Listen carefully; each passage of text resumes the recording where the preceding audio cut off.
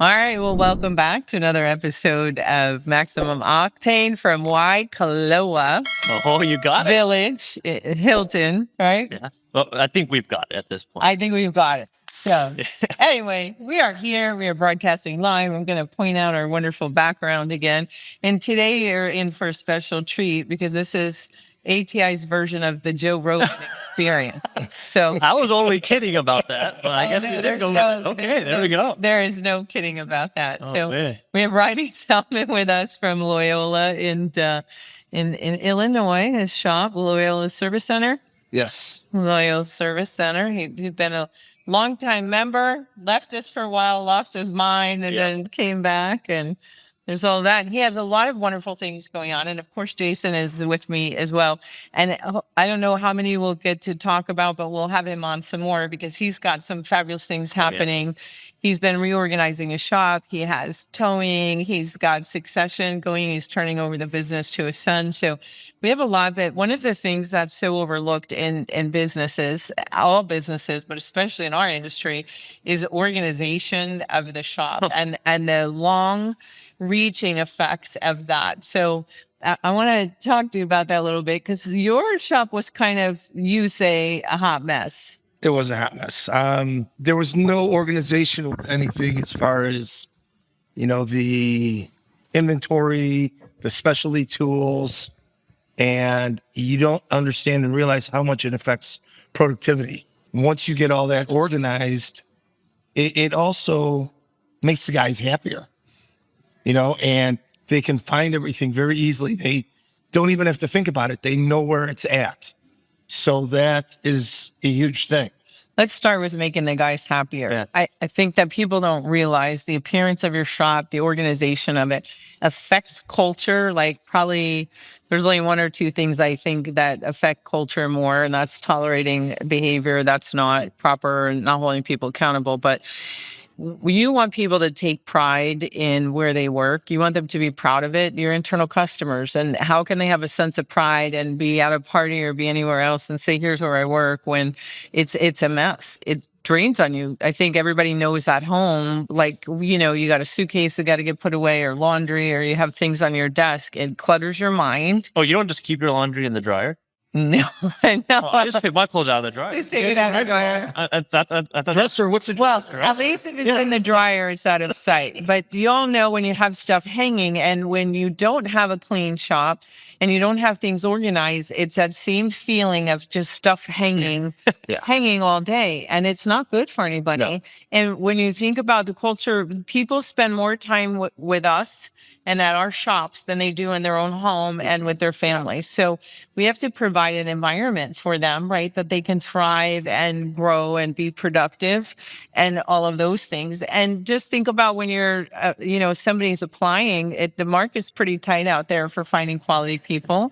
Yeah, when you bring them in and show them around, do you want to wow them with your tool inventory that all of you have, or you want them to be like, this is a hot mess because they don't even know what they have? And it just makes insurance claims. There's so many things, but when you have a clean area or you have things organized, then the internal customers start picking up after themselves and they want to help keep it that way. Exactly. So it starts that rolling. So what was the first thing? You were like, this is a hot mess. And I know your partner in crime, Lisa, had a lot to do with this. It's probably, he just lost his 10mm socket. That's probably all it was, right? Exactly. Couldn't find that one socket and messed up that whole job. So productivity. How did this, because you've been in business how many years now? November is going to be 31. 31 years. Wow. So the past couple of years are like, I need to change things. So what led to that? It all started with the customer waiting area. It was okay, but it wasn't clean. It wasn't inviting. It wasn't, a wow factor for people walking in. So we started with that. And like you said, Lisa designed the whole thing. I mean, we tore down walls. I mean, our customer waiting room is amazing. It's got a coffee area and a glass fridge with drinks in there. It's got a work area where they've got wireless Wi-Fi, a table that they can work at.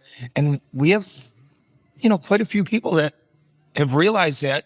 They come in and they said they don't mind waiting for their car 2, 3, 4 hours. I mean, we had a guy the other day that sat there all morning Lisa's like, what is this guy doing?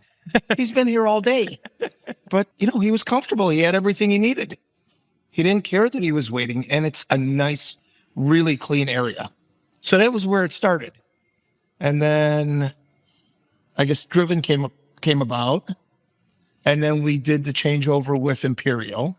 So do you want to talk, because a lot of people at watching may not know what Imperial is or that. So Imperial is one of Driven's vendors. They will change over all your small parts, like the clips, the nuts and bolts. I mean, you name it. And we've got a lot of that because we've got a huge parts room. I don't like not having something that is going to kill productivity. You know, now all of a sudden you've got to order it. But they came in, they organized it. It's all got barcodes. They're all in nice, clean bins. It's easy every step of the way, from ordering, because you've got the barcodes on there, to putting it away. When the inventory comes, it tells you which bin that part is in. It's awesome. Yeah. I mean, Lisa has no clue about automotive parts, but she checks it all in and puts it all away and has no issues, no problems, you know? And so that's how simple and easy the system is to use. So those were in shiny new cabinets and everything was Yes. organized. So then that made And it all looks the same. They're all beautiful red cabinets. I mean, we've got a whole wall. Wow. So that kind of started the ball then when you looked at the rest of the shop and said, holy cow, this is organized. This is beautiful. I didn't do that. Lisa, once she gets started, she doesn't stop, you know, Okay. and then she just moved into different areas. You know, we got all the different oils and all the different trans fluids, that all organized. It's all labeled. I mean, she's made labels for everything. There isn't anything that's not labeled. I love me a good leak. I love it. Well, I think this makes it so much easier when we have it organized, even if we're bringing somebody new on the team. Yeah. Right. So now we've got zones in a sense, right? We've got the parts room. We've got our fluid section. Now, with all the labeling, how did that change the process that you're already technicians that were already there? How did that change? They don't like change. Let's start with that. And that's exactly. They don't like change. You know, you've got to push them and force them to adapt to the change. And then We once like they to say do, coach and mentor, but push and force too. but once they started doing it, it made it so much easier. And it's like, we're not looking for anything. We know where it's at. The old mentality is, yeah, I know I got one of those somewhere, but where is it? So in the bottom of the toolbox in a mix. Exactly. You know, dump the 5-gallon pail out. There we Okay, go. where's that part? Coffee can. You all kill me with when I go through the inventory sometimes. What is this? Oh, it's a window regulator for 1975 VW bus. Yeah. When are you going to? Oh, you never know. Yeah. And Yeah, you never can't get these anymore. I have to. And I'm here to tell you, if somebody ever did walk in their door with a 75 VW bus and needed a window regulator, they wouldn't even remember that they had it because it's not in Well, you remember after you ordered it, put it out the car. Well, now you have a spare. Talk about hoarding. I think they should do a show. They have that show, Hoarders and Automotive Show. Oh, So they could go in every shop. I know. We call them collectors where I'm from. But Yeah. collector. Yeah. That scanner that was, 15, 20 years old that we can't throw out because that was $20,000. I can't throw that out. I kept mine for the big snap-on. What was tiny it? The plastic. interrogator? Oh, Is that what it was called? Goodness. That was before my time. I kept know. that thing for years. When did you finally get rid of that? Probably 10 years ago. Oh my God. It's in a storage unit somewhere. That's It was in a storage unit for forever. Oh, yeah. People clean up your stuff. So I want to talk about your specialty tool cabinet because we invest so much in that. But one of my pet peeves when I do a shop visit and I go in and people are telling me, you need to come in, I need to have you come and visit. And there's, the productivity's down and the efficiency. And I go in there and then I watch, the first day I just observe everything. I'm not on my phone. I'm not on anything. You have to just watch and observe and see the steps they're taking. Where is it? They have transmission flush machines on one side of the shop and then the transmission fluids on the other, all of those things. But those dang tool carts, I would like to blow them all up because everybody has Yeah, listen why. Because when I sit and watch, and it's been in every shop, and it's hundreds of them that I've been in, I don't even want to know how many. I see in the morning they start out. Everybody has their drawers, and they're all labeled, and they know exactly where the wrenches and the sockets and the impact, everything goes. And then they get the cart out and they pull the cart. So they take a tool out of the nice label drawer, and they use it and they throw it in the cart. Then they need something else and they go and they take it out of the nice label drawer and they throw it in the cart. By noon, there's a pile in the cart this big. So now when they need that tool, instead of knowing right where it is in the toolbox drawer, if they would have just put it away, they have to shuffle through in the cart to find that tool. That's how we know we've been busy. Exactly. It's just crazy. It's like you take the stuff out of the containers that are labeled and all of that stuff, and then you throw it into a hot mess on a cart. Why? Well, there's a good balance of using a tool cart, right? So one thing that I really stress to a lot of the shops that I talk to, I'm gonna hunker down for this. Well, forewarning, he is actually my member, so I talk to your son mostly. Yes. But I talk to a lot of shops where if you have a tool cart, there has to be a very good purpose for it, right? So if we're doing alignments, there should be a tool cart for alignments. And this is where you have, your sensors for different types of vehicles. Okay, but that's different because that's organized for that specific. So it should be job. organized. It's not the hot mess of the. No. Let me just take this bucket. Go get a Home Depot bucket for God's sake. Let me just take a bucket and throw not it big enough. in. Home Depot bucket's not big enough. So I've got a big tool cart. But with the tool cart, if you don't use the tool cart, right, it's the toolbox is going to become the same way. And especially where you guys are at, you guys have all the snow and, salt and all of that. I like to keep my tools somewhat clean before I put them back in the toolbox. Yeah, there's a thing called a shop rag that we pay millions of dollars in uniform things a week for that you could just wipe it off before you put it in there. But this comes down to process again. We've been talking about this all the time. It's what is your process? Before every job starts, you want to start with a clean slate. And that's how you're going to stay the most productive. Right. And when it's all piled up on your... That's not a good process. But you're right about that because my most productive guy is like that. Put everything back. Yeah. He's anally meticulous with his tools and everything's clean and organized after every job, put away. But it also helps if you don't leave anything on a car. Right. Right, because a lot of people, you know that when you open the drawer, you know that, but you know that there's a spot missing, and so you know that there's something left. Right. So the tool cart is a tool. It is not a catch-all. It's a tool. Right. So if you're not using it as a tool, drawer in my house. So if you're not using it as a tool, then you're right. There from rubber bands to a compass from Girl Scouts and I don't even know what. All right, let's talk about your specialty room because I know that you're very excited about that. Our specialty tool room is awesome. That's another thing. You invest all this money in equipment and specialty equipment, and it's just thrown around. Like it gives me crazy. So yeah, I mean, we used to have it in like the cabinets that you get from all the different part stores and stuff. And it's just, everything was just piled on top of each other. Yeah. Nothing was labeled. You didn't know what was where. You didn't know what you had. So now, again, in comes Lisa. And she has like a list. And the list is laminated. And it has every tool, has a part number, a description, and there's a whole wall of shelves. She put in all these shelves and they're all in numerical order. Oh, it's crazy. And you've got like all your timing tools together. Also categorizing as well. Oh yeah. There we go. Your timing tools, you name it. Every different category, your coolant tools, anything you can imagine. Yeah. They're all in their own sections. The hard part is like last week, we needed a timing tool for a Volkswagen diesel. Yeah. So we ordered it, and now she's like, I got to remake my list now. It's like, because it's got to go with the timing tools. I just step away and just say, okay, whatever, you figure it out. Because she's good at that. I'm not. So how do we hire Lisa to go to all the shops and just get this done, right? I mean, but she would love that.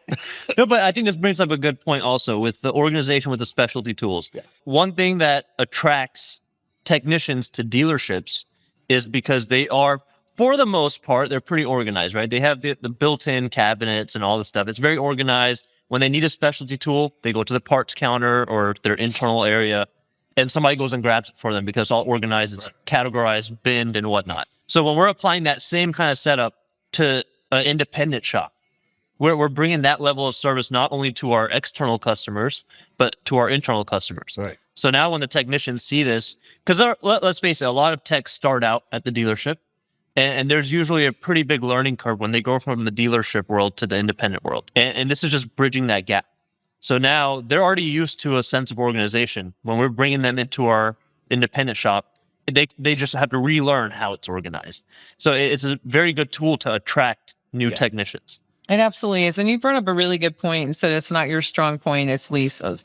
We always talk about using your tools, your resources, and you have to know the things that you're good at and the things you're not, and hire out or, big bar of steel or beg some significant other to help or whatever it is. But if you know that's not your area, stop putting it off and get the person in there that can do it. Yeah. If you, I'm sure there, there's professional organizers everywhere in the country. Yeah. I actually know some people that did it for their houses, and I can't believe the money they spent. I'm like, I could have come over there and did that in 5 minutes. But anyway, just Google, professional organizer if you need to, or whatever you got to do. And if that's not your thing and you don't like making labels and you don't like find somebody that does, because it has to get done. And whether that's your SEO at the shop, whether that's training, whether anything else, if you're not going to do it, or you keep putting it off because you don't have the time or the passion, you got to get someone in to do it, because it's just not going to get done. Well, why do you think customers come to auto repair shops? I mean, why don't they just do it themselves at home? Right. They're trying to go to the professional. Right. They can't. Yeah. And if they could, they probably don't have the time. I mean, they can find resources to get it done, but they find the professional. So we have to make sure we're holding that level of professionalism even inside our shops. Just because customers don't really go inside the shop, we've got our technicians there. Right. So they're internal customers. Yeah. And with this organization, I think this is a wonderful, kind of setup that you guys have got going. What have you seen as far as, if we're talking about KPIs or metrics, what have you seen change with whatever the outfitting that you guys have done? I mean, the big thing I'm seeing is just an attitude change. The guys that use that room a lot, it's a big attitude change, in a positive manner. We all know we have it. It's just sometimes you don't want to have to look for it. Yeah. Looking for it now it gives them a bad attitude. It's like they're aggravated. I mean, I don't blame them. Right. They get aggravated. And even though they fight you at the beginning with making sure it stays organized, once they're in that process, the light bulb goes on. And it's like, oh, this is why we're doing it this way. It's just like with anything else that we do. And they're taking more pride in the jobs and those things. So if you had to just guess, between all of the changes you made, how many hours in total do you think you're saving a week with everybody, with the things being organized, whether it's the bins from Imperial, the specialty room, all of that? I'd say at least 15 to 20%, 25%. Wow, that's huge. That is. You're not walking around going, well, is it over here? Or is it over here? Or is it over here? Now everything's in one central location. You look at the list and it's like, okay, I need this Volkswagen tool for a 2.0 liter motor. Well, it's number 87. There we go. Well, where's 87? And you go down the line and, okay, 87. It's all in numerical order. It's so damn easy. I mean, you don't have to know what you're looking for. You could send anybody in there and say, okay, I need this tool. Find it. Look at the sheet, and there's the tool. I'll put myself out there here a little bit. So my fiance, we've been together for 13 years. Whenever I can't find something, I'll be honest, I usually don't even look. I just straight to, hey, do you know where this is at? Right? And this happens in our shops. Is her name Lisa? That's the Lisa factor. but this is something that we do just instinctively. If we don't know where something's at, it doesn't come to our mind, we're asking other people. The technicians do the same thing. Right. If they don't know where something's at, they're going to go ask another technician. And next thing you know, now that tech is like, I don't know, maybe it's here, maybe it's now here. They're both walking around. Exactly. Now we've got a whole group of technicians scouring the shop trying to find something. Right. And the same thing goes with our parts. We go and disturb a service advisor or whatever that is. Every second that the service advisor is out of their chair or their office, they're losing money. Every second a tech is out of their bay, they're losing money. So when we have all this organized, now we have a process in place. So everybody knows where to go to find what they need to find. Yeah.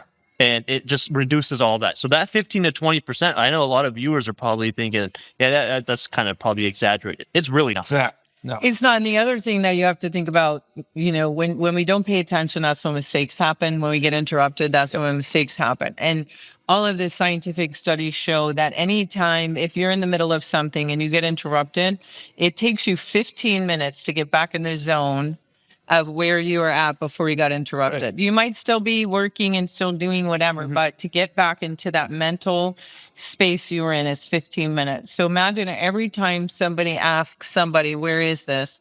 Now you got 2 or 3 guys with that 15 minutes. Right? I mean, that's huge. And, it's just, it affects so many things. And, get rid of that equipment we don't use, go through it, and make sure you hold people accountable. If somebody doesn't put it back, you got to hold them accountable, because that system is only as good as the people operating it. And there's so many times we see when I'm watching in shops and it's like, where's this tool? Where's that? Oh, that's on Johnny's desk, or that's Joe. He never puts it back, or, check on something and some weird thing. And it's like, why? And like you said, then you're pulling 2-3 people off of what they're doing to look for that. And it sounds so simple, but most of the problems we have, it always goes back to the basics, right? Is organization, setting those expectations, and then the accountability of it to follow through. And I just love that you can take a candidate for whether a service advisor, technician, whatever, for a new internal customer, and be able to walk them through and show them that. I mean, that has to completely wow them for sure. It is nice. We have the same thing. We have like a incoming parts room, and it's the same thing. It's, you have Napa, you have your Lee, you have the different dealers that we use. So when the tech looks at his tablet and says, okay, well, part number, this is coming from Napa, they know, they just go right to the Napa shelf, and the parts should be there. I mean, we've got a guy that like cleans up the shop that, like if we've got a big job, one of the service writers will be like, okay, these are all the parts for this guy. Bring him all his parts, to try and keep that tech in his bay. We found that helps as well. I love that with the bigger jobs, to put it all in. A lot of shops use bins on the shelves, and as the parts come in for their jobs, they put them in there. But I think it's just incredible for that. So overall, what I'm getting here is the more organized you are, things move a little bit quicker, less frustration, right? And less errors and comebacks. Yeah. Well, and a lot of this goes even outside just the automotive industry. I know during like the whole COVID time, there was a Netflix, the Komari method or whatever, where people really got into organizing, right, their personal lives. And I know a lot of psychological books and whatnot. They always talk about, hey, you start cleaning something and it clears out the mess in your head, right? So it's kind of just organizing, putting things in compartments. And you're not cleaning the messes out of his head, but we'll just that's another podcast. That's a full-time job. So it's the same thing, right? We have to start somewhere. And I really like how you guys started with what the customer sees, right? So as soon as we've got that, now that just trickles. It just keeps going down the line. And next thing you know, everything is organized. One thing that I know we talked about a little bit before was the whole tool cart situation. That's one thing I really do like, where shops that are doing general auto repair. Because we have, all these makes and models that are coming in. But for the most part, we have certain makes that use a certain type of tool. For example, BMWs, we use a lot of external Torx. A lot of the suspension is 18 millimeter or 19 millimeter, right? So when you're doing alignments or when you're doing certain suspension jobs, it's so easy to set up these tool carts for that particular job. For a purpose. Exactly. With intent. With intent. So alignments, having that kind of set up there. Now the tech does not have to leave to go get anything. They don't even have to prepare the tool cart. There's already one setup right in that alignment bay. So I think this just layers to it. We got to start somewhere. Once you start organizing, you're going to start seeing all these other opportunities pop up. The other thing I think people don't realize too, it reduces comebacks and errors, because I've seen so many times they can't find the right tool, so they'll try to make another tool work, or they can't find, and I mean that's just a recipe for disaster. Well, I think it also keeps focus. It keeps them focused on what they're doing instead of worrying about, well, I got to go find this tool now, or my spice drawer and my pantry, everything's labeled in alphabetical order, all that. I know exactly where. Mine was you're going to be shocked at this. My spice drawer was in alphabetical order until Kyle moved in. Yeah. Then it became a hot mess, but it was in alphabetical, and I did that by myself. All right. All right. Wow. So something as simple as that, once Kyle got in there and took them out of order, how much harder was it for you when you went to cook something? It's aggravating Right. because you can't find what you're looking for. See, so I much don't have that choices. problem. I put every spice that's in my spice drawer in everything I cook. It just everything. You just have a can of seasonal. And that's it. Just all of it together. Just everything is spiced up. That's awesome. All right. Well, I'm sure I'm going to get requests and put comments in, or you can email us over at the podcast. And I'm going to ask Lisa and Reiny to give us a picture of a couple of areas and maybe Lisa's tool list just to give for an idea jogger. Because a lot of times people don't know where to get started, but start somewhere. And the specialty tool carts are a wonderful idea. And that's what the tool carts should be used for. As a tool. Is with intent and purpose. Well, do you want pictures of like both what it should be and what it shouldn't be? Yeah, the before and after. I've got what it shouldn't be. It's like the perfect example. Oh, good. You got the before and after. Well, we'll have to put that on there. But it affects so many things, and all the studies show all of the things, like you're even saying, like psychiatrists, everything. If you have clutter around you, in every other aspect, it just pours. Yeah. Yep, it sure does. All right. Well, next time we'll have to talk about succession. And that's the one piece here that we didn't talk about. When you have everything organized like that, you're creating a duplicatable model. And so everyone has to realize there's two ways you're going out of your shop. You're leaving in a box or you're going to transfer ownership or leadership. In a box. Oh, that's it. Wow. Right. So It's got morbid.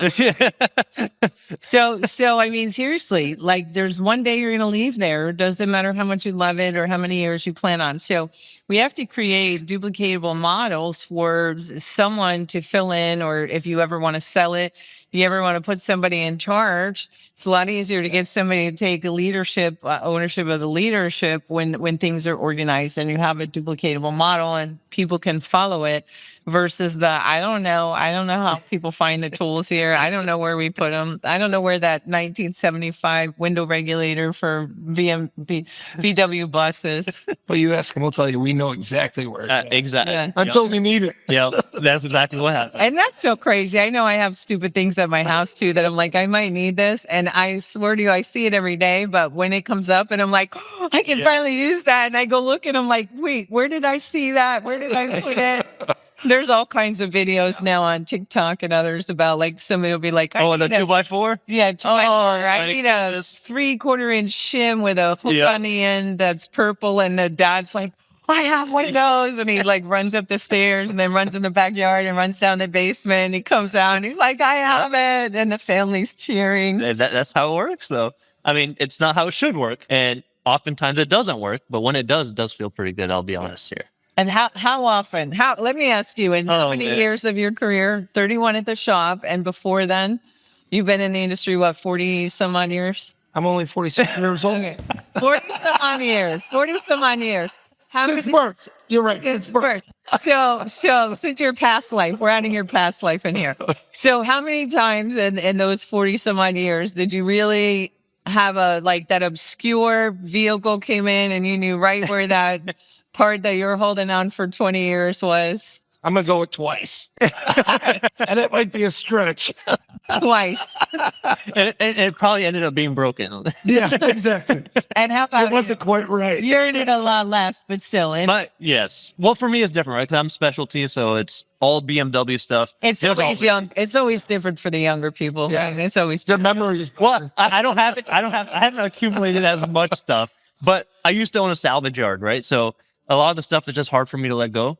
But I'm a collector. I'm not a hoarder. Is that the difference? Yes, but it's not in the shop. It's outside the shop, so it doesn't matter. All right. Well, thank you for joining us. And I know I'm going to put your website and all in there. So is it okay if anybody watching Sure. looks up and they ask for Lisa? Because you don't know. Ask for Lisa or Joe Rogan, and we'll get you the information and the right thing. But start small, start somewhere. And if cleaning's not your thing, or you're some crazy person that doesn't love labeling, then find somebody that does. There's someone out there. Some people just love it, and and they get the job done. They get it done. And that's what helped us. She enjoys it. She got it done, and there were tons of battles because it's like, oh my God, I just want to go home. And it's like, we'll finish it tomorrow. No, we're finishing it now. Oh man. She had to But hold it got you done. accountable. Right, exactly. But it got done. And, afterwards you look at it and you're like, holy crap, we should have done this, 10 years ago, 20 years ago, 30 years ago, whatever your case is. And, there's that sense of accomplishment and sense of, holy crap. You have that, oh shit moment, like, wow, this really changes things. There we go. A lot of pride. Yeah. A lot of pride in it. My takeaway is do it now. Yeah. Just do it. Just do it. Just do it. Because once it's done, it's done. You're not looking at that mess, or as Kim calls it, that hot mess anymore.